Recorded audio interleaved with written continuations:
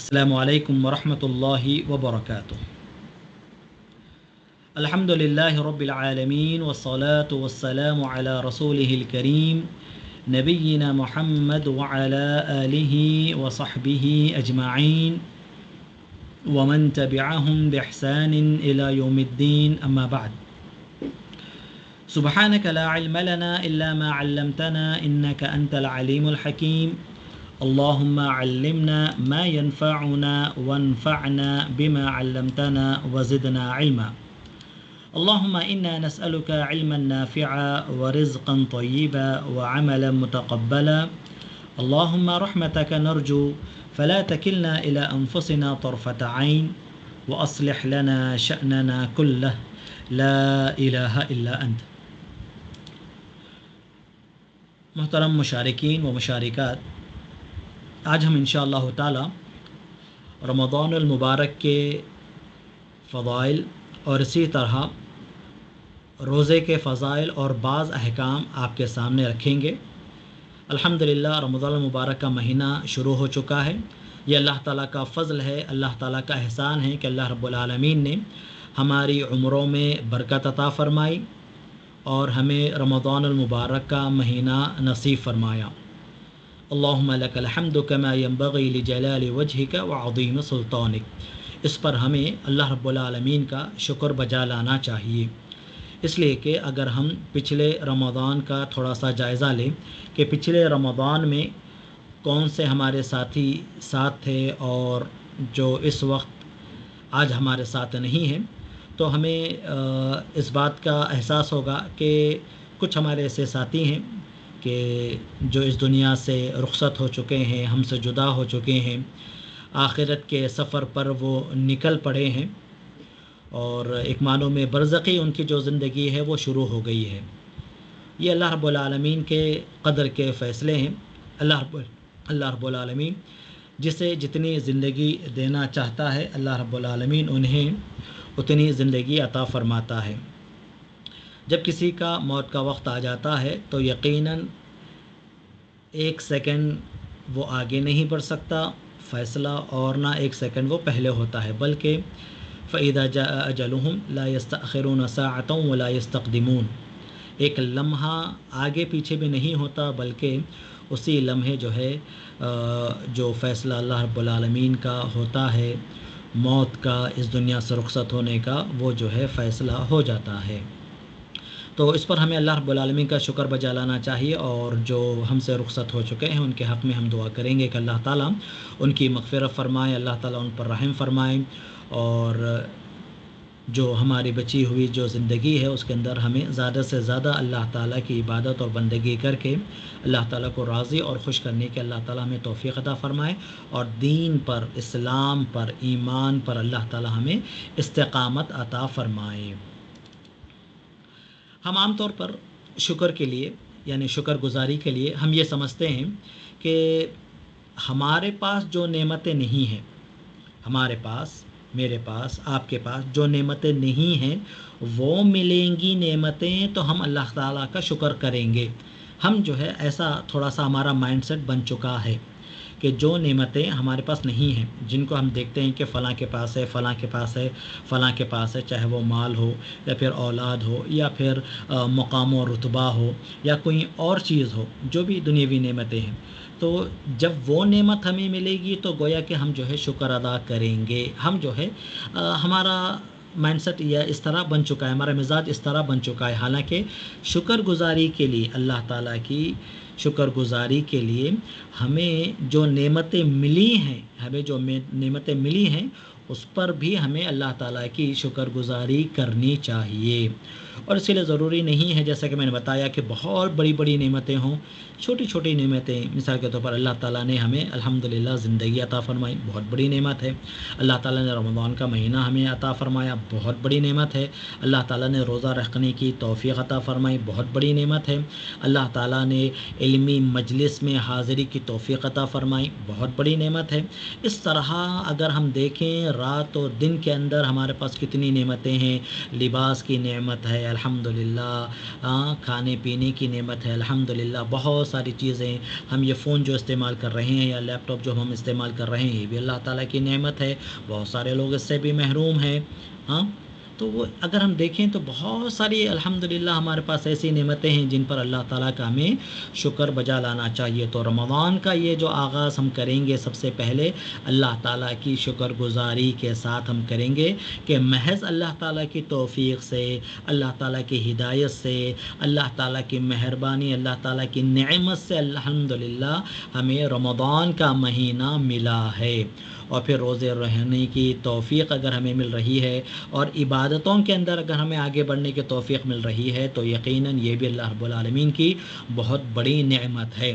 ٹھیک ہے، تو سب سے پہلا پوائنٹ جو مجھے اور آپ کو یہ یاد رکھنا چاہیے کہ اللہ تعالیٰ کی شکر گزاری کے لیے ہم ان نعمتوں کا انتظار نہ کریں جو ہمارے پاس نہیں ہیں، وہ آئیں گی تو ہم شکر گزاری کریں گے. نہیں، جو ہمیں نعمتیں مل چکی ہیں، ملی ہوئی ہیں، جنہیں ہم استعمال کر رہے ہیں، جن سے ہم فائدہ اٹھا رہے ہیں، یہ دیکھنا، آنکھ سے دیکھنا ہے یا پھر جو ہے زبان سے بولنا ہے، کان سے سننا ہے، یہ بھی ایسی بڑی بڑی نعمتیں ہیں جن سے اللہ اکبر بعض لوگ محروم ہیں.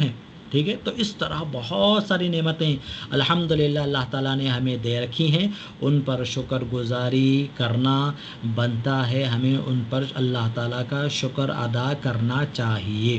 ٹھیک ہے، رمضان کے فضائل کے اندر صحیح الجامع کی ایک حدیث میں آپ کے سامنے رکھنا چاہتا ہوں جس کے اندر من جملہ رمضان کے فضائل بیان کیے گئے ہیں. صحیح الجامع کی حدیث نمبر یہ 55 ہے. صحیح الجامع جو شیخ البانی رحمہ اللہ کی کتاب ہے، حدیث نمبر 55 کے اندر شیخ البانی رحمہ اللہ نے حضرت ابو ہریرہ رضی اللہ تعالی عنہ سے مروی ایک حدیث کو ذکر کیا ہے. حضرت ابو ہریرہ رضی اللہ تعالیٰ عنہ بیان فرماتے ہیں، اللہ کے رسول صلی اللہ علیہ وسلم نے ارشاد فرمایا، اتاکم شہر رمضان، تم پر رمضان کا مہینہ سایہ فغن ہو چکا ہے، رمضان کا مہینہ آ چکا ہے. شہر مبارک، اور یہ جو مہینہ ہے یہ بڑا مبارک مہینہ ہے، برکتوں والا مہینہ ہے، رحمتوں والا مہینہ ہے، اللہ تعالیٰ کے انعامات والا مہینہ ہے، مبارک، ہر طرح سے یہ مہینہ مبارک ہے. چاہے وہ ایسی برکتیں ہوں جنہیں ہم محسوس کر رہے ہیں یا ایسی برکتیں ہوں جنہیں ہم محسوس نہیں کر پاتے، تمام خیر سے یہ مہینہ جو ہے الحمدللہ بھرا ہوا ہے. ہر قسم کا خیر اللہ تعالیٰ نے اس مہینے کے اندر رکھ دیا ہے. اور کیوں نہ ہو، اللہ رب العالمین نے اس مہینے کو قرآن کے نزول کا مہینہ قرار دیا. قرآن کے نزول کے لیے اللہ تعالیٰ نے اس مہینے کو چن لیا.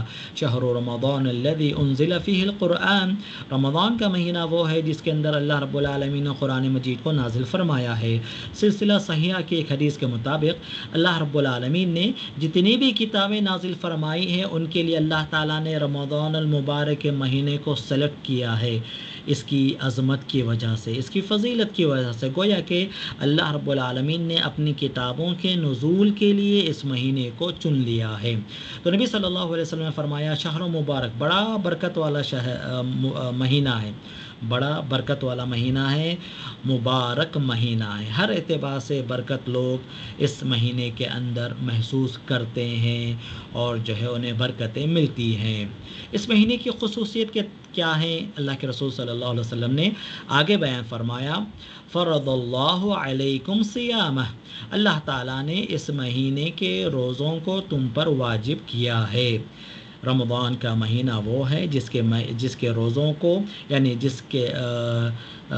جس مہینے کے روزوں کو اللہ رب العالمین نے لوگوں پر، مسلمانوں پر فرض کیا ہے. روزے کس پر فرض ہیں اور کس سے رخصت ہے، اس کے تعلق سے ہم انشاءاللہ فضائل کے بعد جو ہے پڑھیں گے، آپ کو بتائیں گے. تو اللہ تعالیٰ نے رمضان کے مہینے کے روزوں کو ہم پر فرض کیا ہے، جیسا کہ اللہ تعالیٰ نے فرمایا، یا ایھا الذین آمنوا کتب علیکم الصیام کما کتب علی الذین من قبلکم لعلکم تتقون، اے ایمان والوں، تم پر روزوں کو ویسے ہی فرض کیا گیا ہے جیسے سابقہ لوگوں پر روزوں کو فرض کیا گیا تھا، تاکہ تم متقی بن جاؤ، پرہیزگار بن جاؤ، اللہ تعالیٰ کی نافرمانی سے بچنے والے بن جاؤ. اور یہ جو روزے فرض ہیں وہ رمضان مبارک کے روزے ہیں، جیسا کہ ہم سب جانتے ہیں۔ ارکان اسلام کے اندر جو ہے اسے بیان کیا گیا ہے۔ ارکان اسلام یہ ہے کہ سب سے پہلے ہم اللہ رب العالمین کی توحید کی گواہی دیں، شہادتین کا اقرار، اللہ تعالیٰ کی توحید کی گواہی، لا الہ الا اللہ کی گواہی کا اقرار کریں، اللہ کے سوا کوئی معبود برحق نہیں، اور پھر محمد صلی اللہ علیہ وسلم کی رسالت کا اقرار کریں کہ محمد صلی اللہ علیہ وسلم اللہ کے بندے اور اس کے رسول ہیں، اور اس کے بعد 5 وقتہ نمازوں کو فرض کیا گیا، یہ بھی ارکان اسلام کے اندر ہے، دوسرا رکن ہے۔ فرض نمازیں روزانہ کی 5 جو فرض نمازیں ہیں، اور اسی طرح رمضان مبارک کے روزے، یہ بھی اسلام کا ایک اہم رکن ہے۔ اسی طرح زکوٰۃ ہے، اور اسی طرح حج ہے زندگی میں ایک مرتبہ۔ اس مہینے کی ایک اور خصوصیت یہ ہے، تفتح فیہ ابواب الجنہ وتغلق فیہ ابواب الجحیم۔ اس مہینے کے اندر اللہ رب العالمین جنت کے دروازوں کو کھول دیتا ہے، جہنم کے دروازوں کو بند کر دیتا ہے۔ جنت کے دروازوں کو کھول دیتا ہے تو گویا کہ اس سے مراد یہ ہے، جیسا کہ شارحین نے کہا ہے، حدیث کی شرح کرنے والوں نے، علماء نے کہا ہے کہ اس سے مراد یہ ہے کہ جنت کے جانے کے جتنے راستے ہیں ان تمام راستوں کو اللہ رب العالمین گویا کہ آسان فرما دیتا ہے۔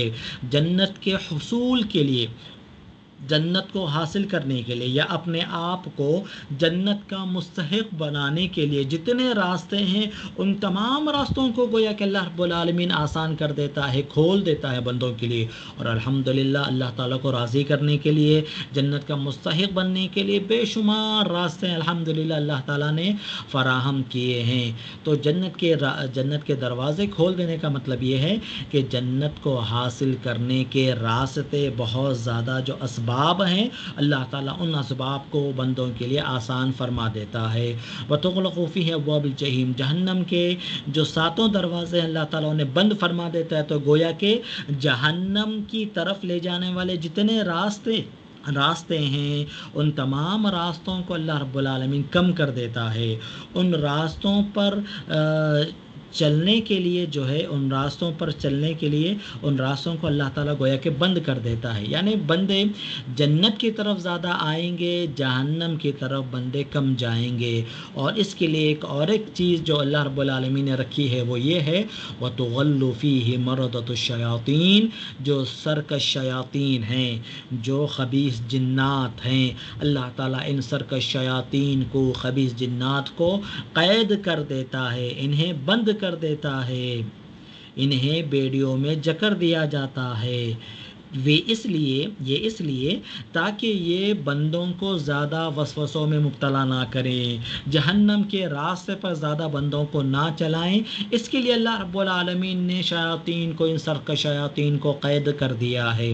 تو معلوم یہ ہوا، انسان کے لیے جنت کے دروازے کھول دیے گئے، جنت کے لیے راستے آسان کر دیے گئے، جہنم کے راستوں کو بند کر دیا گیا، شیاطین کو بھی قید کر دیا گیا، تاکہ بندوں کو وہ زیادہ وسوسوں میں مبتلا نہ کریں، رب کی نافرمانی کی طرف نہ لے جائیں، اور بندے خود بخود جب شیاطین سے محفوظ ہو جائیں گے تو خود بخود نیکی کے راستے میں یا جنت کے راستے میں چلنا ان کے لیے آسان ہو جائے گا۔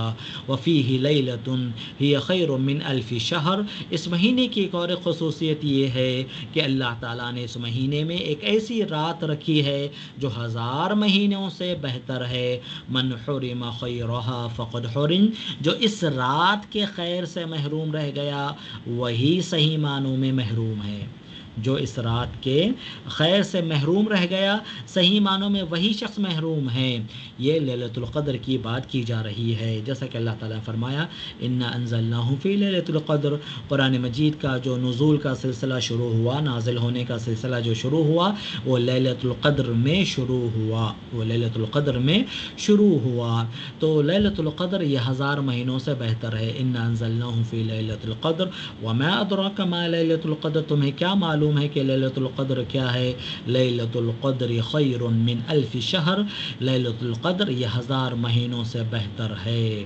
لیلۃ القدر 1000 مہینوں سے بہتر ہے، گویا کہ اس ایک رات کی بندگی، اس ایک رات کی عبادت 1000 مہینوں کی عبادت سے افضل ہے۔ سبحان اللہ، یہ جو چانس ہے، یہ جو موقع ہے وہ دوسرے لوگوں کو نہیں ملا ہے. یہ امت محمدیہ کو خصوصیت کے ساتھ دیا گیا ہے، اس لیے کہ ان کی عمریں بہت چھوٹی ہیں دوسرے لوگوں کی عمروں کے بنسبت. دوسری قوم جو ہم سے پہلی قومیں جو گزری ہیں، نوح علیہ الصلوۃ والسلام کی قوم ہے، صالح علیہ الصلوۃ والسلام کی قوم ہے، ہود علیہ الصلوۃ والسلام کی قوم ہے. تو سابقہ جو قومیں گزری ہیں ان کی جو عمریں ہوا کرتی تھی بہت طویل اور لمبی ہوا کرتی تھی. امت محمدیہ کی عمریں کم ہے، جیسا کہ نبی صلی اللہ علیہ وسلم نے فرمایا میری امت کی عمر جو ہے 60 اور 70 کے درمیان ہی ہے. بہت کم ایسے لوگ ہیں جو 60 سال کو کراس کرتے ہوں یا 70 سال کو کراس کرتے ہوں، یہ بہت کم لوگ ہیں. اکثریت جو ہے ان کی عمر انہی 60 سالوں تک ہی جو ہے عام طور پر محدود ہوا کرتی ہے. تو اللہ تعالیٰ نے امت محمدیہ کے لیے صلی اللہ علیہ وسلم یہ بہترین جو ہے موقع رکھا ہے کہ لیلۃ القدر کو اگر وہ پالیں گے اور اس رات کے اندر عبادت کریں گے، بندگی کریں گے، اللہ تعالیٰ کو راضی کریں گے، خوش کریں گے، تو پھر یقیناً ان کے لیے جو ہے یہ اجر و ثواب رہے گا کہ یہ 1000 مہینوں سے گویا کہ ان کے حق میں بہتر ہوگا. یہ صحیح الجامع کی حدیث ہے. اسی طرح ترمذی حدیث نمبر 682 اور ابن ماجہ حدیث نمبر 1642، ترمذی حدیث نمبر 682 اور ابن ماجہ حدیث نمبر 1642 کے اندر بھی رمضان کے بعض فضائل بیان کیے گئے ہیں. یہ بھی حدیث حضرت ابو ہریرہ رضی اللہ تعالیٰ عنہ سے مروی ہے. وہ کہتے ہیں نبی صلی اللہ علیہ وسلم نے فرمایا اذا كانت اول ليلة من رمضان صفدت الشياطين ومردت الجن وغلقت ابواب النار فلم يفتح منها باب وفتحت ابواب الجنة فلم يغلق منها باب ونادى مناد يا باغي الخير اقبل ويا باغي الشر اقصر ولله عتقاء من النار وذلك في كل ليلة. حضرت ابو ہریرہ رضی اللہ تعالیٰ عنہ بیان فرماتے ہیں پیارے نبی صلی اللہ علیہ وسلم نے ارشاد فرمایا جب رمضان کی سب سے پہلی رات ہوتی ہے، رمضان کی جو پہلی رات جیسے ہی شروع ہوتی ہے، سرکش شیاطین کو، خبیث جنات کو، سرکش شیاطین کو قید کر دیا جاتا ہے، انہیں جکڑ دیا جاتا ہے، جہنم کے دروازوں کو مکمل طور پر بند کر دیا جاتا ہے، کوئی دروازہ کھلا نہیں رہتا، جنت کے سارے 8 دروازے کھول دیے جاتے ہیں، کوئی دروازہ بند نہیں کیا جاتا. یہ فضائل ہم اس سے پہلے کی حدیث میں ہم نے پڑھا ہے. اس کے اور ساتھ ہی ساتھ جو فضائل ہیں رمضان کے وہ یہ ہیں وَنَادَى مُنَادٍ يَا بَاغِيَ الْخَيْرِ أَقْبِلْ وَيَا بَاغِيَ الشَّرِّ أَقْصِرْ. ہر رات ایک ندا دینے والا، اعلان کرنے والا اعلان کرتا ہے اللہ تعالیٰ کی جانب سے کہ اے خیر کے چاہنے والے، یہ مہینہ ہے خیر کے اندر آگے بڑھنے کا، اے نیکیاں کرنے والے، یہ مہینہ ہے اصل نیکیوں میں آگے بڑھنے کا، نیکیوں میں سبقت کرنے کا، نیکیوں میں کمپٹیشن کرنے کا، اور اے گناہوں کے رسیا، اے گناہوں میں لطف انسان، یہ وہ مہینہ ہے کہ جس کے اندر تجھے گناہوں سے باز آ جانا چاہیے، گناہوں سے رک جانا چاہیے، اللہ تعالیٰ کی نافرمانی کو چھوڑ دینا چاہیے. تو گویا کہ رمضان کا جو مہینہ ہے یہ گویا کہ ایک گولڈن چانس ہے نیکوکاروں کے لیے بھی اور برے لوگوں کے لیے بھی، رب کے فرما برداروں کے لیے بھی، رب کی نافرمانی کرنے والوں کے لیے بھی. فرما برداروں کے لیے گولڈن چانس اس معنی میں کہ وہ نیکیوں کے اندر مزید آگے بڑھیں، مزید نیکیاں کرنے کی کوشش کریں، جتنا ہو سکے نیکیاں کریں اور اللہ تعالیٰ کو جو ہے خوش کرنے کی کوشش کریں. اور جیسا کہ ہم جانتے ہیں نیکیوں کا جو اجر و ثواب ہے رمضان کے اندر الحمدللہ بڑھ جاتا ہے. مبارک مہینہ ہے تو نیکیوں کے اجر و ثواب کے اندر بھی الحمدللہ برکت ہوتی ہے. اور اسی طرح جو رب کی نافرمانی کرنے والے ہیں ان کے لیے بھی گولڈن چانس ہے کہ یہ وہ مہینہ ہے جس کے اندر وہ اپنے آپ کو کنٹرول کر سکتے ہیں، اپنے آپ کو نافرمانی سے بچا سکتے ہیں. اور یقین جانیے جو رمضان کے اندر نہیں سدھرا، جو رمضان کے اندر اپنے آپ کو نہیں سنبھالا، وہ کسی اور مہینے میں اپنے آپ کو نہیں سنوار سکتا، نہیں سدھار سکتا. اس لیے کہ جو چانسز ہے یا پھر جو اسباب ہیں خیر کی طرف آنے کے، برائی سے بچنے کے، رمضان کے اندر بہت زیادہ ہیں، خیر کے اسباب بہت زیادہ ہیں. ٹھیک ہے، اور شر کے جو اسباب ہیں، برائی کے جو اسباب ہیں وہ کم کر دیے گئے، جہنم کے دروازے بند کر کے، جہنم کی طرف لے جانے والے راستوں کو بند کر کے، اسی طرح شیاطین کو بند کر کے، قید کر کے، شیاطین کے وساوس سے انسانوں کو بچا کر اللہ تعالیٰ نے گویا کہ انسانوں پر رحم و کرم کا معاملہ فرما دیا کہ جو نافرمان لوگ ہیں وہ اب تھوڑا سا سنبھل سکتے ہیں، شیاطین کے بہکاوے اب کم ہو چکے ہیں، تو اب انہیں سنبھلنے کا موقع ہے، اب انہیں سنبھلنے کا موقع ہے، سنورنے کا موقع ہے، اللہ تعالیٰ کی رضا حاصل کرنے کا موقع ہے۔ تو رمضان یہ گولڈن چانس ہے تمام لوگوں کے لیے، نیکوکاروں کے لیے بھی کہ وہ نیکیوں کے اندر آگے بڑھیں، اور برے لوگوں کے لیے بھی کہ وہ برائی سے باز آ جائیں، نیکی کا راستہ وہ لوگ اختیار کریں۔ اور روزہ ہمیں یہی سکھاتا ہے، روزہ ہمیں یہی سکھاتا ہے، ہم جو کھانا پینا چھوڑ رہے ہیں، کھانا پینا چھوڑنا جو ہے گویا کہ ایک پریکٹس ہے اللہ تعالیٰ کی نافرمانی کو چھوڑنے کی، گویا کہ یہ ایک پریکٹس ہے۔ اسی طرح ایک اور ایک فضیلت اس حدیث کے اندر جو بتائی گئی وہ یہ ہے، وَلِلَّهِ عُتَقَاءٌ مِّنَ النَّارِ وَذَلِكَ فِي كُلِّ لَيْلَةٍ، اللہ تعالیٰ کی جانب سے ہر رات رمضان کی بندوں کو جہنم سے آزاد کیا جاتا ہے۔ اللہ اکبر، اللہ تعالیٰ ہمارا شمار ان خوش نصیب بندوں میں فرما دے جنہیں اللہ تعالیٰ جہنم سے آزادی کا پروانہ دے چکے ہوں، جنہیں اللہ تعالیٰ جہنم سے آزاد کرتے ہوں، اللہ تعالیٰ ہمارا شمار ان خوش نصیب بندوں میں فرما دے، آمین۔ تو ہر رات اللہ تعالیٰ بندوں کو جہنم سے آزاد کرتا ہے، اور یہ ہر رات ہوتا ہے، اور یہ ہر رات ہوتا ہے رمضان کی کہ جہنم سے بندوں کو آزاد کیا جا رہا ہے، سبحان اللہ۔ تو یہ رمضان کے فضائل ہیں، تو ہمیں چاہیے کہ ہم مستعد ہو جائیں۔ یہ فضائل جو بیان نبی صلی اللہ علیہ وسلم نے فرمائے ہیں وہ اسی لیے ترغیب کے لیے، رغبت کے لیے، تاکہ جو نیکوکار لوگ ہیں وہ مزید نیکیوں کے اندر آگے بڑھنا وہ شروع کر دیں اور سبقت کریں، اور جو گناہوں میں پڑے ہوئے ہیں وہ تھوڑا سا گناہوں سے بچیں، اور اللہ تعالیٰ کی فرما برداری کی طرف وہ لوٹ کر آئیں۔ اس کے لیے ضروری ہے، سب سے پہلی چیز رمضان سے اگر ہم استفادہ کرنا چاہ رہے ہیں، فائدہ اٹھانا چاہ رہے ہیں، تو اس کے لیے جو سب سے پہلی چیز جو ضروری ہے وہ یہ ہے کہ ہم جو ہے نیت کر لیں، نیت ضروری ہے۔ اعمال کی قبولیت کے لیے نیت ضروری ہے، اعمال کے صحیح ہونے اور قابل قبول ہونے اور رد کیے جانے کے لیے بھی نیت ضروری ہے۔ وہیں پر اعمال کا دار و مدار گویا کہ کرنے کا جو ارادہ ہے یہ بھی اس کا دار و مدار نیت پر ہے۔ جب تک ہم نیت نہیں کریں گے ہم آگے نہیں بڑھ سکتے۔ کوئی بھی عمل یعنی بندے کا کوئی بھی عمل نیت سے خالی نہیں رہتا، اور جیسے بندے کی نیت رہتی اللہ تعالیٰ اسے ویسے چیزیں عطا فرماتا ہے۔ نیت اچھی ہے، اچھی چیزیں عطا فرماتا ہے، جیسی نیت ہے ویسی اللہ تعالیٰ اسے جو ہے رہنمائی فرماتا ہے۔ نیت اچھی اگر ہم رکھیں گے سدھرنے کے تعلق سے، سنورنے کے تعلق سے، رمضان سے فائدہ اٹھانے کے تعلق سے، یقیناً اللہ تعالیٰ ہمیں جو ہے اس کی توفیق دے گا۔ لیکن اگر ہماری خواہش نہیں ہے، ہماری نیت ہی نہیں ہے سدھرنے کی، ہماری نیت ہی نہیں ہے سنورنے کی، تو پھر ایسے کئی رمضان آ کر گزر جاتے ہیں، اور برے لوگ یا گناہوں میں پڑے ہوئے لوگ ویسے ہی گناہوں میں پڑے ہوئے رہتے ہیں جو سدھرنے اور سنورنے کی نیت نہیں رکھتے۔ تو نیت بہت ضروری ہے، نیت کریں اعمال کے اندر، نیک اعمال کے اندر ہم آگے بڑھیں گے، برائیوں سے بچیں گے، یہ نیت کیجیے، اللہ تعالیٰ مدد کرنے والا ہے۔ اور نیت اس لیے بھی ضروری ہے کہ نیکیوں کی جو قبولیت ہے نا، نیت کے اوپر دار و مدار ہے۔ ریاکاری لوگوں کو دکھانے کے لیے، لوگوں کو بتانے کے لیے اگر ہم کوئی عمل کرتے ہیں تو یہ قابل قبول نہیں ہوگا۔ اللہ کے لیے اگر ہم نیکی کریں گے تو وہ نیکی ہمارے قابل قبول ہوگی، کوئی بھی نیکی ہو۔ اور روزے کا درس بھی یہی ہے، روزہ ہمیں یہی سکھاتا ہے، روزہ میں یہی سکھاتا ہے کہ ہم جو ہے اپنی نیتوں کو خالص کریں، کوئی دیکھ رہا ہو نہیں دیکھ رہا ہو ہمیں اس کی فکر نہیں ہونی چاہیے، اللہ تو ہمیں دیکھ رہا ہے، ہمیں اس کی فکر ہونی چاہیے۔ اور الحمدللہ ہر مسلمان اسے محسوس کر سکتا ہے، حتیٰ کہ بچے بھی اسے محسوس کر سکتے ہیں، کوئی نہ دیکھ رہے ہوں تب بھی وہ لوگ اپنے روزے کی حفاظت کرتے ہیں، کوئی چیز کھا لینا ہو پی لینا ہو وہ ہرگز ایسا نہیں کرتے، کوئی دیکھ رہا ہو نہیں دیکھ رہا ہو وہ بالکل ماشاءاللہ سے جو ہے روزے کو اپنے باقی رکھتے ہیں، بھوک لگنے کے باوجود، پیاسا ہونے کے باوجود بھی وہ ماشاءاللہ سے کنٹرول کرتے ہیں۔ اور روزہ یہ سکھاتا ہے، روزہ ہمیں جو ہے گویا کہ یہ سکھاتا ہے۔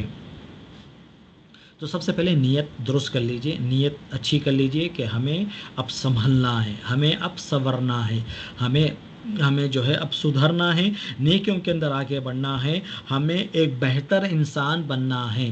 رمضان سے پہلے جیسے ہم تھے انشاءاللہ ہم رمضان کے اندر اور اس کے بعد بھی ایک بہتر انسان ہم بنیں گے۔ یہ نیت ہونی چاہیے، یہ ہماری نیت ہونی چاہیے۔ اور دوسری جو چیز نیکیوں کے اندر یا رمضان کے اندر ہم زیادہ سے زیادہ نیک اعمال کرنے پر جو ہمیں مدد دے گی، دوسری چیز وہ یہ ہے کہ ہم جو ہے تھوڑا سا پلان کریں، تخطیط کریں، تھوڑا سا پلان ہونا چاہیے۔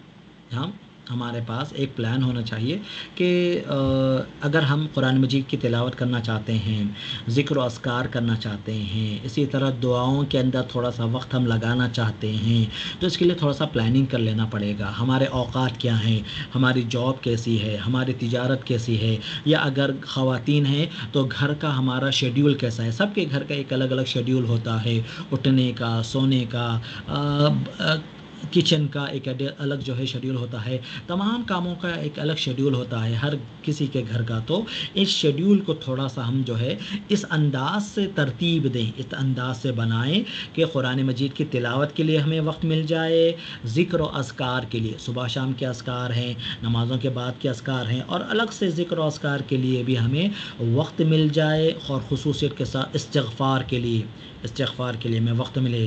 اور استغفار 2 وقتوں میں، خاص طور سے دعا اور استغفار 2 وقتوں میں خصوصیت کے ساتھ، ایک ہے افطار سے پہلے اور دوسرا ہے سحری سے پہلے۔ وَبِالْأَسْحَارِ هُمْ يَسْتَغْفِرُونَ، اور اللہ کے جو نیک بندے ہیں، جو مومن بندے ہیں، وہ رات میں سحری کے وقت میں استغفار کرتے ہیں، اللہ تعالیٰ سے مغفرت طلب کرتے ہیں۔ تو دعا اور استغفار جو ہمیں کرنا ہے، مغفرت جو ہمیں طلب کرنا ہے، وہ روزے سے قبل، افطار سے قبل، اور پھر اسی طرح سحری سے قبل۔ اس کے لیے پلاننگ ہونا چاہیے۔ اگر ہم تھوڑا سا پلان نہیں کریں گے اور ہمارا جو پکوان ہے بالکل سحری کے کرنے کے وقت تک پورا وہ پکوان چل رہا ہے، یا افطار کی جو ہم تیاری کر رہے ہیں بالکل پورا افطار کے وقت تک اگر ہماری یہ تیاری چل رہی ہے، تو ہمیں دعاؤں کا وقت کب ملے گا، استغفار کرنے کا وقت کب ملے گا؟ تو تھوڑا سا پلان کیجئے۔ تھوڑا سا اگر کچھ آئٹمز کم بھی ہو جا رہے ہیں، واللہ کوئی فرق نہیں پڑتا، کچھ فرق نہیں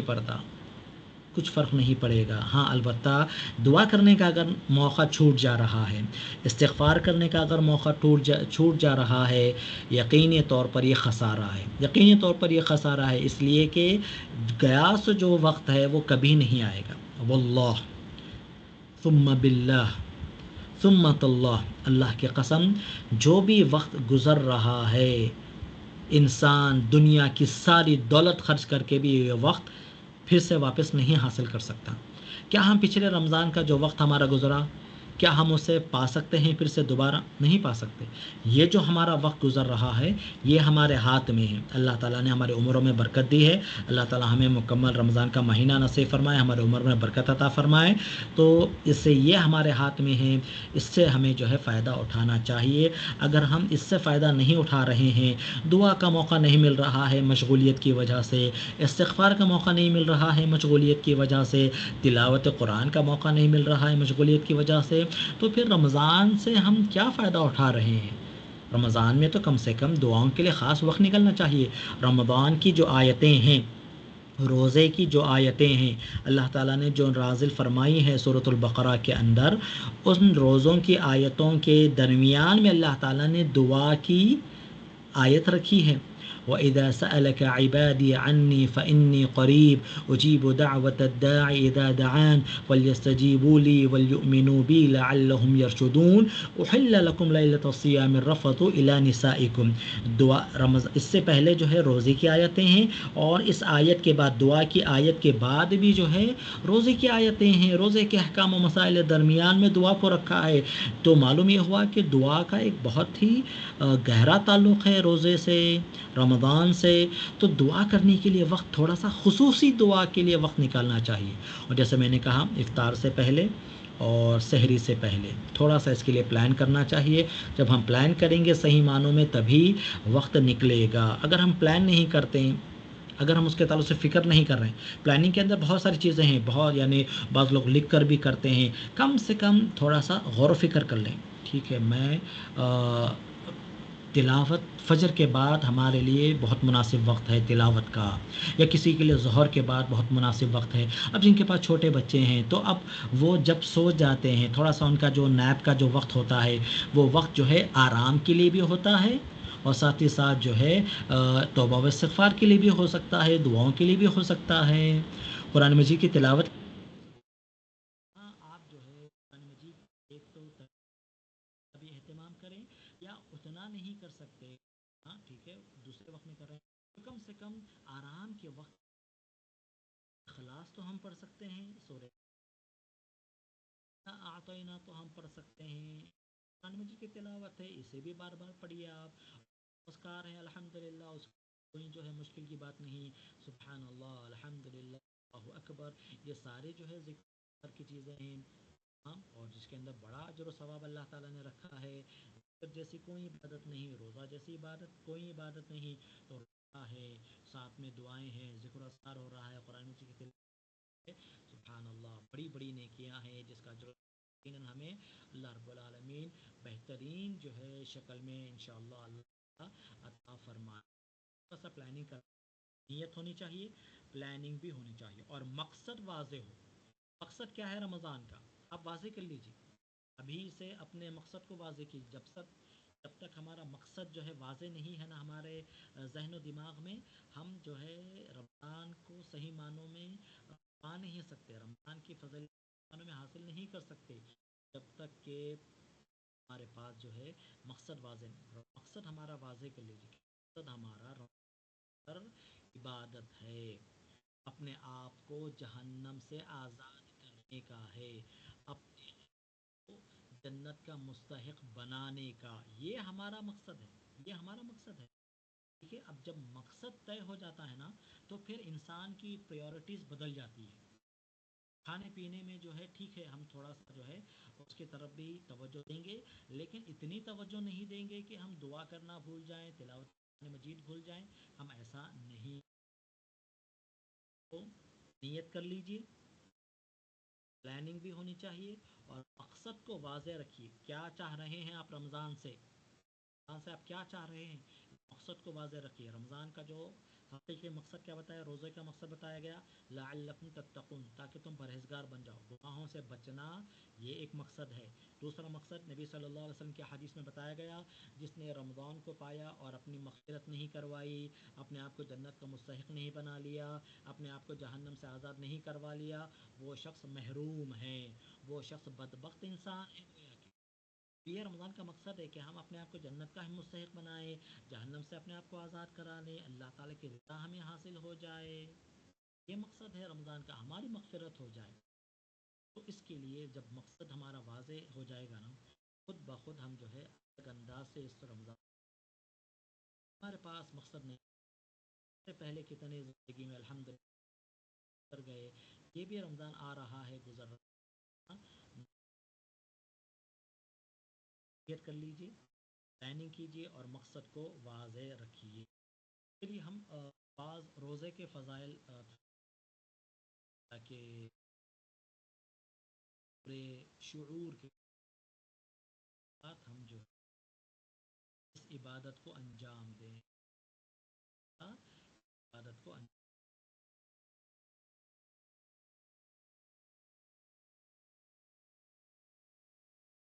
صحیح بخاری اور صحیح مسلم کی حدیث ہے. صحیح بخاری حدیث نمبر 1904، صحیح مسلم حدیث نمبر 1151، 1904، اور صحیح مسلم حدیث نمبر 115. حضرت ابو ہریرہ رضی اللہ تعالیٰ عنہ حدیث کا راوی ہے. روزے کے فضائل بیان کیے جا رہے ہیں. کیا کیا فضائل ہیں آپ سنتے جائیے. عن ابي صالح الزيات انه سمع ابا هريره رضي الله تعالى عنه يقول قال رسول اللہ صلی اللہ علیہ وسلم. ابو صالح زیات رحمہ اللہ فرماتے ہیں کہ انہوں نے ابو ہریرہ رضی اللہ تعالیٰ عنہ کو یہ حدیث بیان کرتے ہوئے سنا ہے کہ اللہ کے رسول صلی اللہ علیہ وسلم نے ارشاد فرمایا کل عمل ابن آدم له الا الصیام فإنه لی وأنا اجزی بہ، آدم کے، انسان کے ہر عمل کا بدلہ اس کے لیے ہے، اس کے لیے ہے۔ جو بھی انسان نیکی کرتا ہے اس کا بدلہ گویا کہ ایک طے ہے۔ ہاں، نماز پڑھیں گے اتنی نیکیاں ملیں گی، صدقہ کریں گے اتنی نیکیاں ملیں گی، فلاں کام اتنی نیکیاں، فلاں کام اتنی نیکیاں، سب جتنے بھی اعمال ہیں ان کی نیکیوں کا جو ہے گویا کہ جو بھی نیکیاں ملنا ہے وہ طے ہے۔ الا الصیام فإنہ لی وأنا اجزی بہ، ہاں روزہ جو ہے وہ بندہ میرے لیے رکھتا ہے اور میں ہی اس کا بدلہ دوں گا۔ روزہ میرے لیے ہے اور میں ہی اس کا بدلہ دوں گا۔ دو باتیں، روزہ میرے لیے مطلب یہ ہے کہ بندہ جو روزہ رکھتا ہے وہ خالص اللہ تعالیٰ کو راضی کرنے کے لیے رکھتا ہے، کوئی اور مقصد نہیں ہے۔ بھوکا پیاسا رکھنا اس کا مقصد، پیاسا رہنا اس کا مقصد نہیں ہے، اس کا مقصد ہے اللہ تعالیٰ کو راضی کرنے کا۔ روزہ میرے لیے ہے، اللہ تعالیٰ نے فرمایا، تو گویا کہ اخلاص و للہیت اس روزے کی عبادت کے اندر پائی جا رہی ہے۔ وَأَنَا أَجْزِي بِهِ، اور میں ہی اس کا بدلہ دوں گا۔ اب آپ سوچئے، ایک بادشاہ ہے مثال کے طور پر، ہاں اللہ تعالیٰ کے لیے کوئی مثال نہیں ہے، لیکن ریوارڈ جو ملنے والا ہے اس کے تعلق سے تھوڑا سا اندازہ لگانے کے لیے میں یہ مثال دے رہا ہوں۔ ایک بادشاہ آپ کو کہے، یا پھر ایک مثال طور پر ایک ٹیچر آپ کو کہے کہ اگر آپ یہ کام کریں گے تو میں آپ کو اپنی جانب سے تحفہ دوں گا یا تحفہ دوں گی، کوئی ٹیچر کہہ رہا ہے یا کہہ رہی ہے۔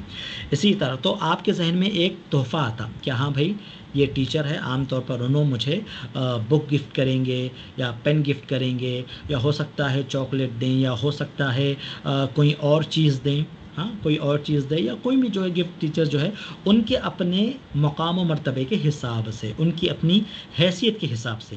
اب یہی ایک جو ہے بادشاہ ہے، وہ کہہ رہا ہے، بادشاہ، ہاں بادشاہ، وقت کا جو بادشاہ ہے وہ کہہ رہا ہے کہ اگر آپ فلاں کام کریں گے تو میں آپ کو انعام دوں گا۔ اب بادشاہ جب انعام دے گا تو اس کا تصور بالکل بدل جاتا ہمارے ذہنوں میں، ہے کہ نہیں؟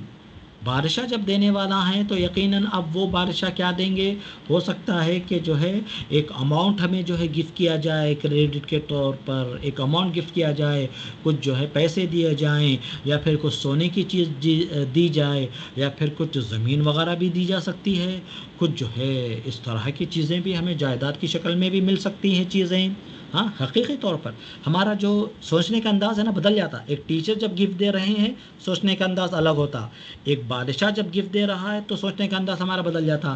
اب جب آپ یہ سوچئے کہ ملک الملوک ارحم الراحمین اللہ رب العالمین جو تمام بادشاہوں کا بادشاہ ہے، رب العالمین ہے، جب وہ بدلے کے بارے میں، تحفے کے بارے میں، جزا کے بارے میں یہ کہہ رہے ہیں کہ میں اس کا بدلہ دوں گا، تو اس کا کتنا اجر و ثواب ہوگا میں اور آپ اندازہ نہیں لگا سکتے کہ اس کا کتنا اجر و ثواب ہمیں ملے گا، میں اور آپ اندازہ نہیں لگا سکتے۔ تو یہ روزے کی عظمت اور فضیلت بتانے کے لیے کافی ہے کہ بندہ روزہ اللہ کے لیے رکھتا ہے اور اللہ تعالیٰ اسے اپنی جانب سے بدلہ دیں گے، اور اللہ تعالیٰ جو ملک الملوک ہے، ارحم الراحمین ہے، رب العالمین ہے، وہ کتنا بدلہ دیں گے، کیسا ہمیں جو ہے اس کا جو ثواب دیں گے، یہ تصور کے باہر ہے۔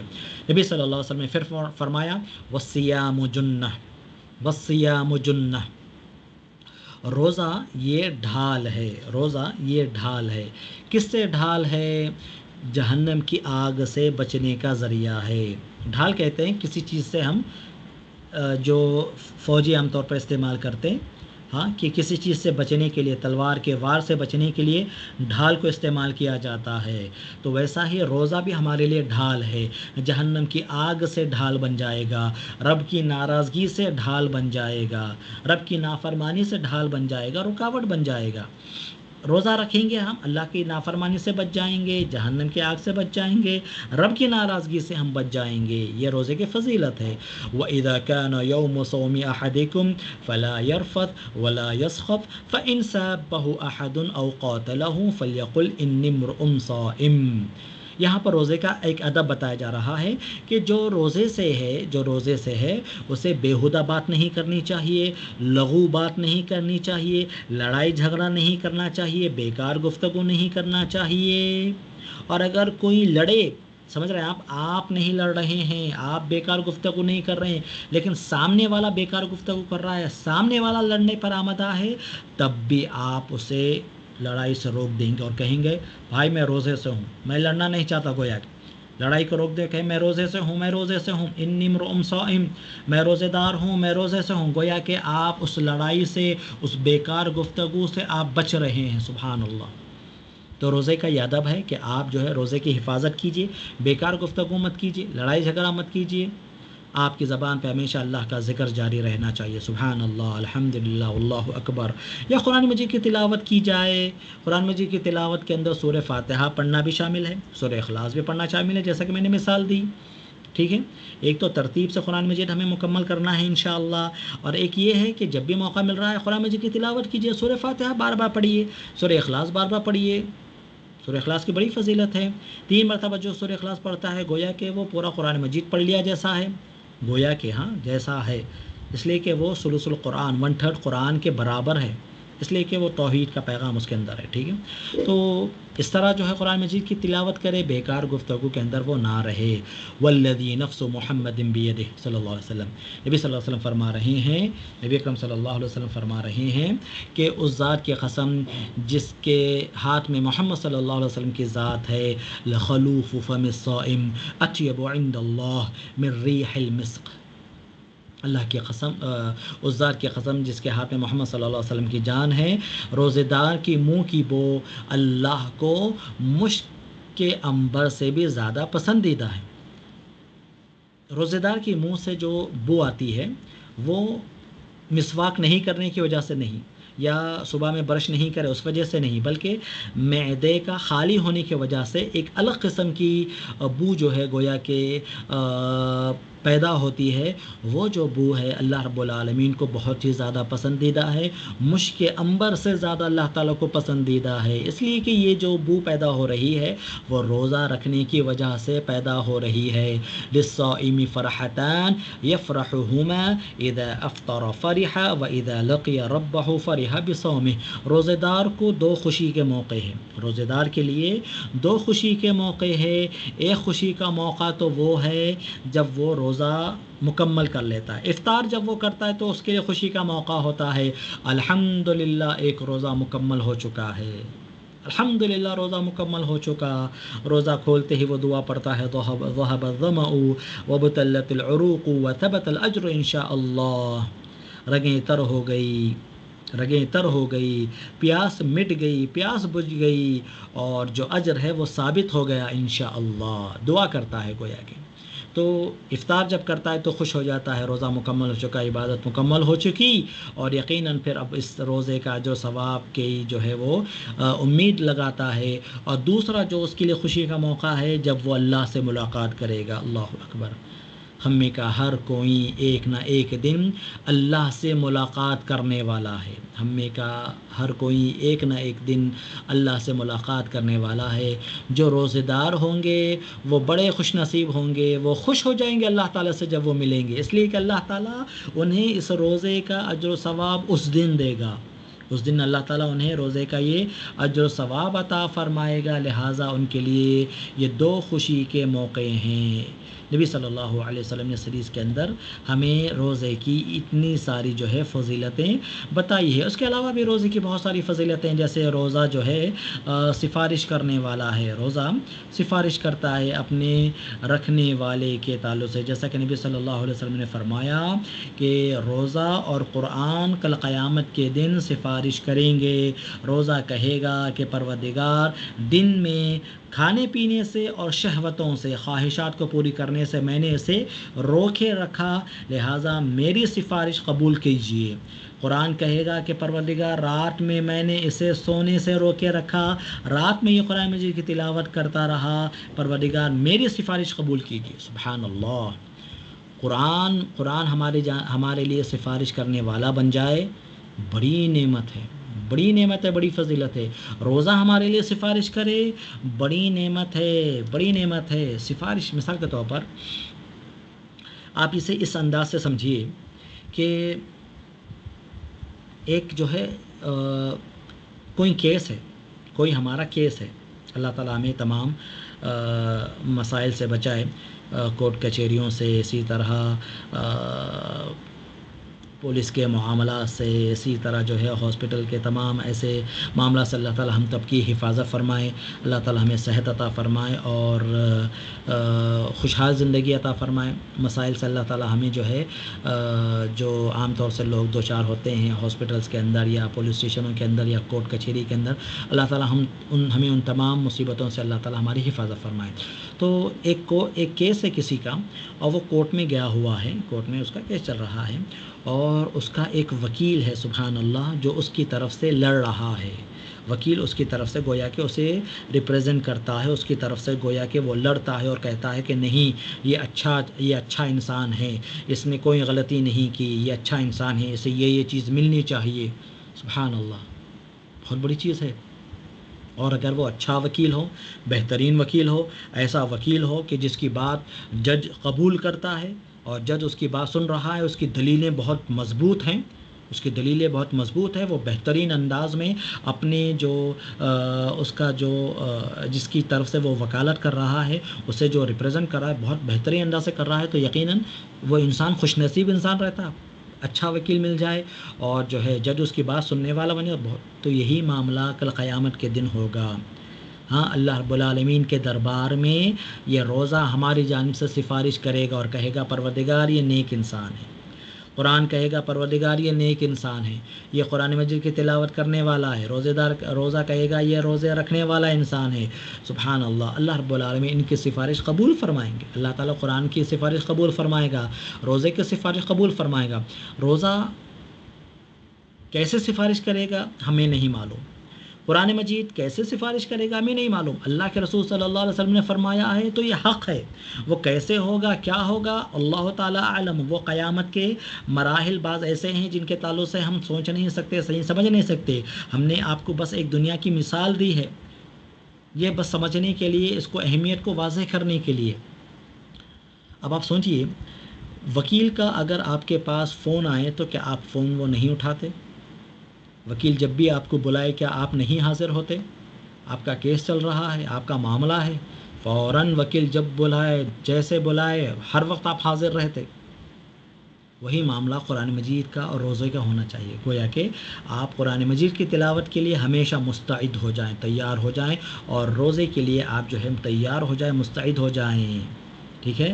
دن میں روزہ رکھیں، رات میں قرآن مجید کی تلاوت کریں، یقیناً اللہ رب العالمین قرآن مجید کی سفارش کو اور اسی طرح روزے کی سفارش کو اللہ تعالیٰ قبول کرنے والا ہے۔ اسی طرح روزے کی ایک اور فضیلت یہ ہے کہ روزہ گناہوں کی مغفرت کا سبب ہے، گناہوں کے کفارہ گویا کہ یہ روزہ بن جاتا ہے، جیسا کہ صحیح مسلم کی حدیث ہے، بلکہ بخاری مسلم کی ایک حدیث جس کے اندر نبی صلی اللہ علیہ وسلم نے فرمایا من صام رمضان ایمانا واحتسابا غفر له ما تقدم من ذنبه، مشہور حدیث ہمیشہ ہر رمضان ہم سنتے ہیں۔ جس نے رمضان کے روزے رکھے ایمان کے ساتھ اور اسی طرح ثواب کی نیت سے، اللہ تعالیٰ اس کے پچھلے گناہوں کو معاف فرما دیتا ہے۔ سبحان اللہ، روزہ، رمضان کے روزے گناہوں کی مغفرت کا سبب بن رہے ہیں۔ اسی طرح صحیح مسلم کی حدیث ابو ہریرہ رضی اللہ تعالیٰ فرماتے ہیں، نبی صلی اللہ علیہ وسلم نے فرمایا الصلوات الخمس والجمعة إلى الجمعة ورمضان إلى رمضان مكفرات ما بينهن إذا اجتنب الكبائر، کہ پانچوں نمازیں اس طرح ایک جمعہ سے دوسرے جمعہ تک، ایک رمضان سے دوسرے جمعہ، ایک رمضان سے دوسرے رمضان تک یہ کفارہ ہو جاتا ہے۔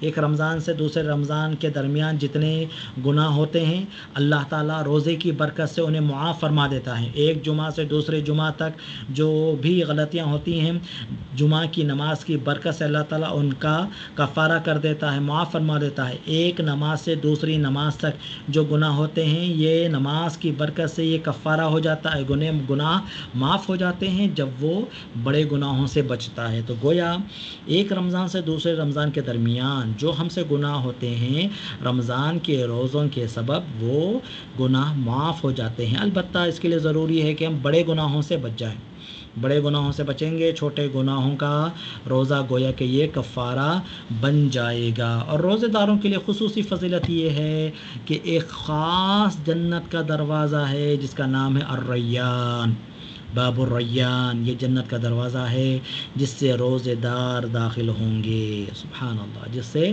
روزے دار داخل ہوں گے، سبحان اللہ۔ آپ سمجھیے اس کی اہمیت کو، تھوڑا سا میں دنیاوی مثالیں دے رہا ہوں تاکہ اس اہمیت کو آپ سمجھیں۔ مثال کے طور پر آپ جو ہے ایک جگہ جا رہے ہیں، کہیں پر جو ہے آپ ایک فنکشن آپ اٹینڈ کر رہے ہیں، تو عام دروازہ ہے وہ انٹری کے لیے، لیکن ایک خاص دروازہ ہے وی آئی پیز کے لیے۔ اب وی آئی پیز سے اگر آپ کو بلایا جا رہا ہے کہ آپ اس دروازے سے آئیے، سبحان اللہ، آپ کا مقام و مرتبہ بڑھ جائے گا۔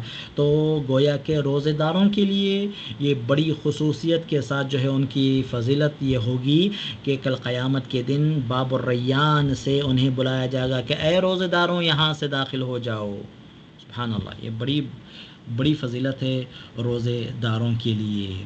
اور نبی صلی اللہ علیہ وسلم نے فرمایا، سنن نسائی کی حدیث نمبر 2222، 4 مرتبہ 2 یعنی 2222 نمبر کی حدیث سنن نسائی کی، نبی صلی اللہ علیہ وسلم فرمایا، علیک بالصوم فإنہ لا عدل لہ۔ ابو امامہ باہلی رضی اللہ تعالیٰ عنہ نبی صلی اللہ علیہ وسلم کی خدمت میں حاضر ہوئے، جہاد سے لوٹے تھے، جہاد سے لوٹنے کے بعد، جہاد بڑا عظیم جو ہے، بڑی عظیم نیکی ہے، اس سے لوٹنے کے بعد جو ہے نبی صلی اللہ علیہ وسلم سے انہوں نے سوال کیا کہ اللہ کے رسول صلی اللہ علیہ وسلم کوئی ایسی نیکی بتائیے جس کا اجر ثواب بہت زیادہ ہو۔ آپ صلی اللہ علیہ وسلم نے انہیں کی کہ روزے رکھیے، کہ روزے جیسا کوئی نیک عمل نہیں، روزے جیسی کوئی نیک عبادت نہیں، روزے جیسی کوئی نیکی نہیں۔ علیک بالصوم، روزے رکھو، اس لیے کہ اس کے برابر کوئی نیکی نہیں، سبحان اللہ۔ تو روزہ عظیم عبادت ہے، عظیم عبادت ہے، اس کی بڑی فضیلتیں آئی ہیں، ہمیں ان فضیلتوں کو سمجھنا چاہیے۔ اور جب بھی ہم جو روزہ رکھ رہے ہیں تو ان فضائل کو جب ہم سمجھیں گے، ہماری روزے رکھنے کی جو ہماری نیت ہے نا وہ درست ہوتے جائے گی، ان فضیلتوں کو ہم حاصل کرنا چاہیں گے، ٹھیک ہے۔ تو وقت ہمارا مکمل ہو رہا ہے، آج کے اس درس میں ہم انشاءاللہ فضائل تک محدود رکھتے ہیں۔ انشاءاللہ آئندہ جو ہمارا درس رہے گا وہ روزے کے احکام کے تعلق سے رہے گا انشاءاللہ، تاکہ ہم روزے کے تھوڑے سے احکام جو ہے بیان کریں انشاءاللہ۔ روزہ کن پر فرض ہے، کن کو روزے سے رخصت ہے، کن چیزوں سے روزہ ٹوٹ جاتا ہے، وہ انشاءاللہ ہم آگے کے درس میں، آئندہ درس میں انشاءاللہ بیان کریں گے۔ روزے کے تعلق سے اگر کوئی سوالات ہیں تو آپ لوگ کر سکتے ہیں انشاءاللہ۔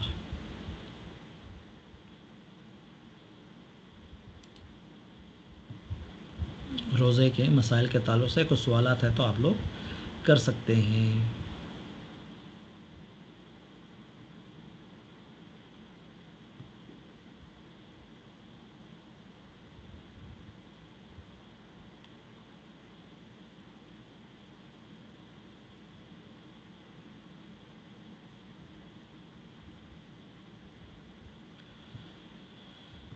لا الہ الا اللہ، آج شاید آواز تھوڑا سا کم شاید نظر آئی ہوگی، وہ دراصل اس وجہ سے ہے کہ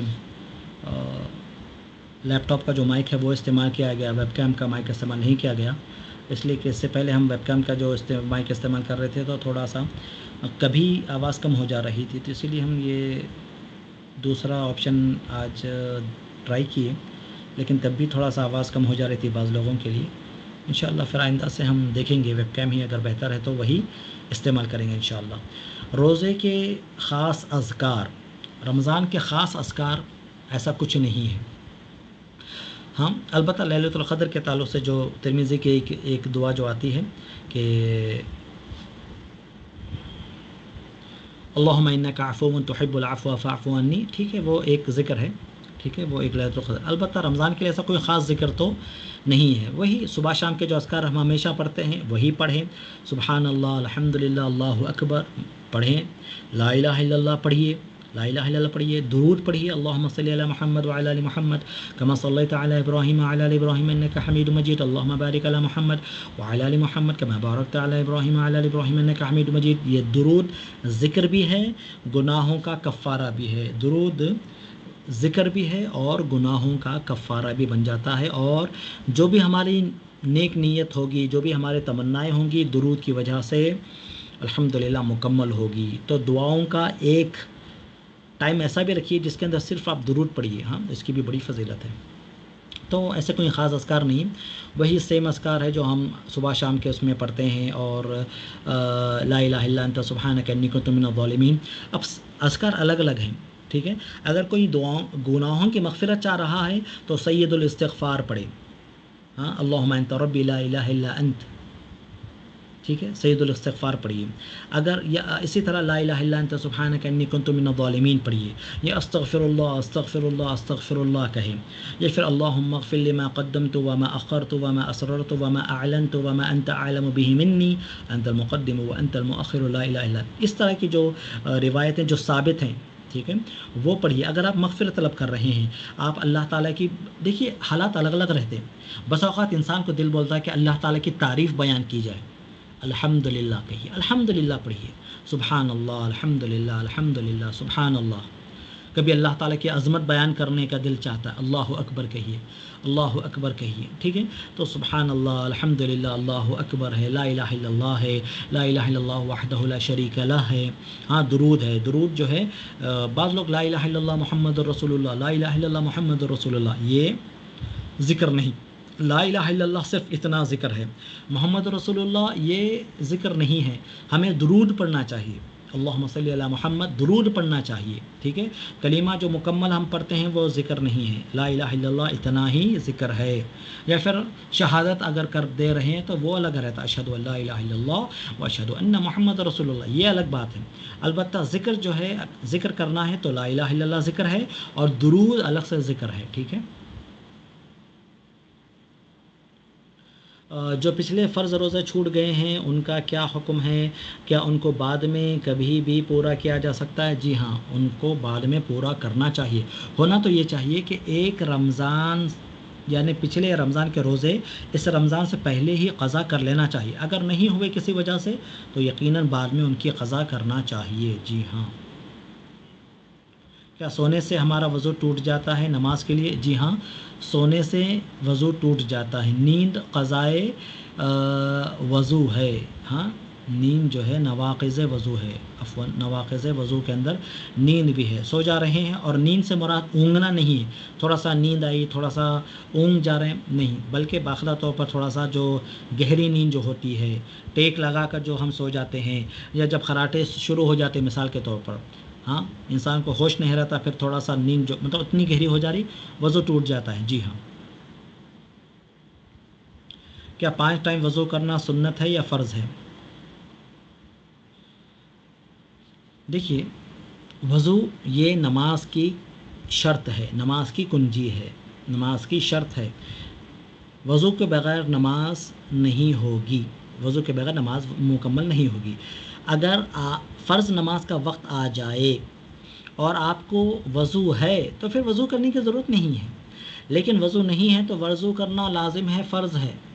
لیکن اگر آپ وضو سے بھی ہیں، فرض نماز کا وقت آ گیا وضو سے بھی ہے، لیکن پھر سے آپ وضو کر لینا چاہ رہے ہیں، آپ کے لیے مستحب ہے، ورنہ تو آپ اسی وضو سے آپ نماز پڑھ سکتے ہیں، ٹھیک ہے۔ تو وضو جو ہے یہ شرط ہے، ہاں شرط ہے نماز کے لیے، نماز کے لیے۔ اسی طرح قرآن مجید کو چھونے کے لیے بھی وضو جو ہے ضروری ہے، وضو ضروری ہے اور جو ہے فرض ہے۔ البتہ قرآن مجید کو صرف پڑھنا، بغیر دیکھے پڑھنا یا موبائل سے پڑھ رہے ہیں تو اس کے لیے وضو ضرورت نہیں ہے، انشاءاللہ بغیر وضو کے پڑھ سکتے ہیں۔ وضو کر لیں، قرآن مجید کے آداب میں ہے کہ وضو کر کے ہم جو ہے قرآن مجید پڑھیں۔ حامل رضاعت کی وجہ سے 3 یا 4 سال کے روزے باقی ہیں تو ان کی ادائیگی کیسے کریں؟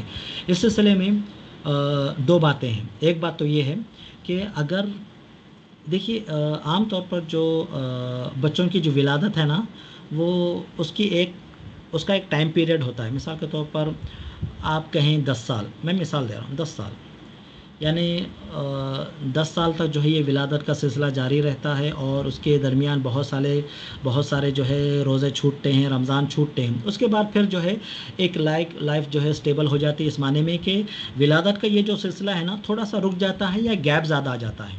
ٹھیک ہے، میں پریکٹیکل بات آپ کو بتا رہا ہوں.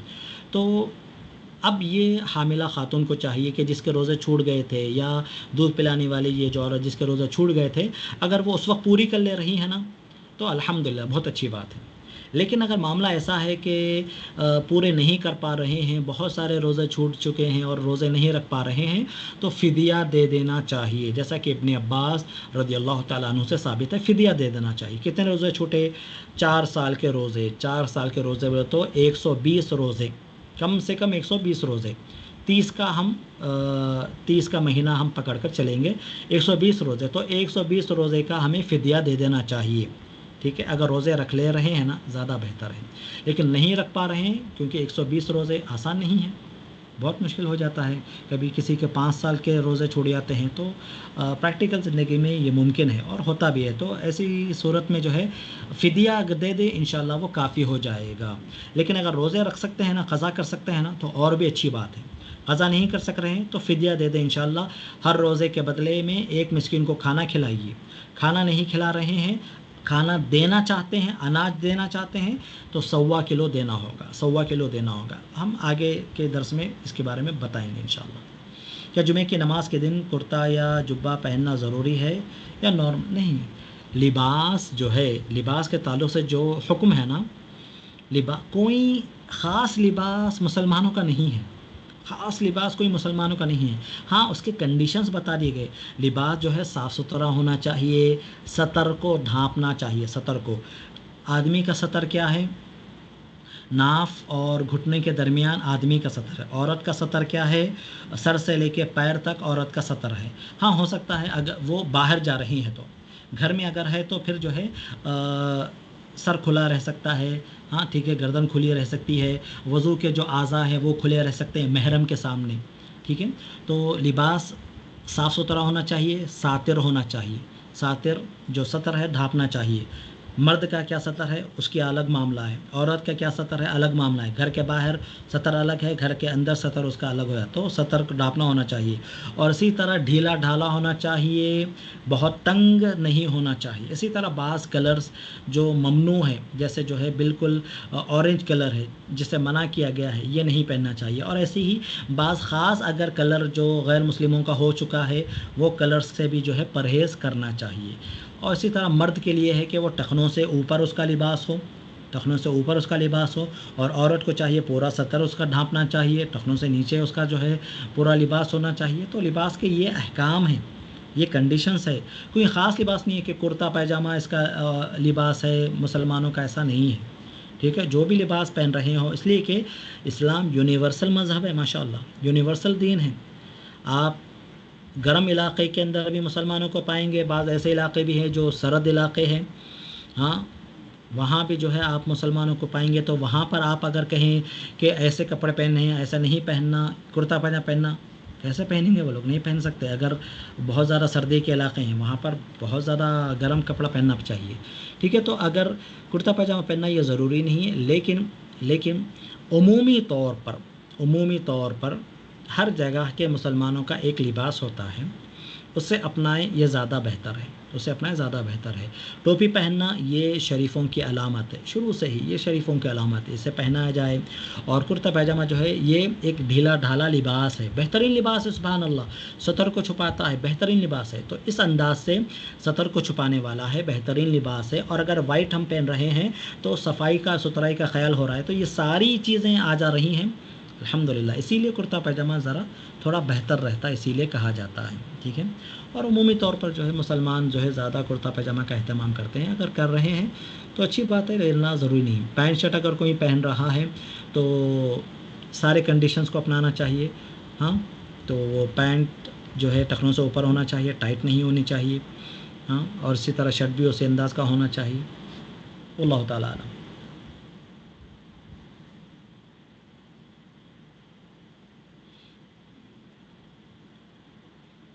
کیا لال رنگ کا کپڑا بوائز کو پہننا منع ہے اسلام میں۔ اس سلسلے میں 2 روایتیں آتی ہیں، بعض روایتوں کے اندر منع کیا گیا ہے، البتہ بعض روایتوں کے اندر آتا ہے کہ اللہ کے رسول صلی اللہ علیہ وسلم نے لال رنگ کا کپڑا پہنا ہے۔ تو علماء بتاتے ہیں، تفصیل وضاحت کرتے ہوئے فرماتے ہیں کہ لال پورا مکمل ڈارک ریڈ نہیں ہونا چاہیے، البتہ کچھ ملا ہوا اس کے اندر، جیسے نبی صلی اللہ علیہ وسلم نے جو چادر پہنی تھی جو لال رنگ کی تھی وہ دھاری دار یعنی لائنس والی تھی، ٹھیک ہے، تو اس انداز سے اگر تھوڑا مکس ہے وہ ریڈ کے اندر تو یہ زیادہ مناسب ہوگا، بالکل پیور اور بالکل ایک دم کلٹ ریڈ پہننا جو ہے زیادہ مناسب نہیں ہے، ٹھیک ہے، دھاری دار ہو تھوڑا سا تو زیادہ بہتر ہوگا انشاءاللہ۔ چلیے اس پر اکتفا کرتے ہیں، اور آئندہ درس میں انشاءاللہ روزے کے احکام اور کچھ مسائل ہم لیں گے انشاءاللہ، روزہ کن پر فرض ہے اور کن کو رخصت ہے روزے کی، روزہ کن چیزوں سے ٹوٹ جاتا ہے اور کن چیزوں سے نہیں ٹوٹتا ہے، آئندہ درس میں ہم یہ پڑھیں گے۔ اللہ سے دعا ہے کہ اللہ رب العالمین ہمیں رمضان کے مہینے کو غنیمت جانتے ہوئے زیادہ سے زیادہ عبادتیں کر کے اللہ کی رضا حاصل کرنے کی توفیق عطا فرمائے۔ اللہ تعالی ہمیں جنت کا مستحق بنائے، جنتیوں کے اعمال کرنے کی توفیق عطا فرمائے، جہنم سے اللہ تعالی ہم تمام کی حفاظت فرمائے، اللہ تعالی ہماری گردنوں کو جہنم سے آزاد فرما دے، ہمارے والدین کی گردنوں کو، ہمارے رشتہ داروں کو جہنم سے اللہ تعالیٰ آزاد فرما دے۔ اللہ تعالیٰ ہمیں روزے کا جو اصل مقصد ہے اسے حاصل کرنے کی توفیق عطا فرمائے، بری باتوں سے، لغو باتوں سے اللہ تعالیٰ ہم تمام کو پرہیز کرنے کی توفیق عطا فرمائے، اپنے روزے کی حفاظت کرنے کے اللہ تعالیٰ ہمیں نیک توفیق عطا فرمائے، آمین۔ وآخر دعوانا الحمد للہ رب العالمین، والسلام علیکم ورحمۃ اللہ وبرکاتہ، وصلی اللہ علی نبینا محمد۔